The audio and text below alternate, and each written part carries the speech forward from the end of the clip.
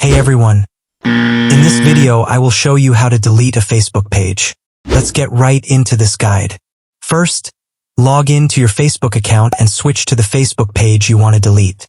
Once you're on your page, you will see the Manage Page section on your left side.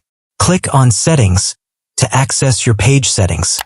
In the left-hand menu, you'll see various options.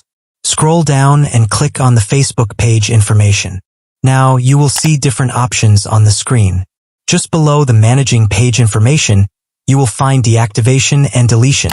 Then, click on the View button. Facebook will ask you to confirm the deletion of your page.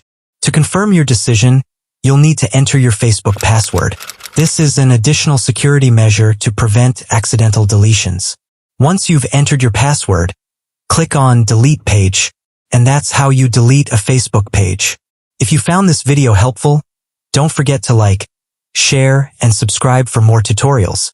Thanks for watching.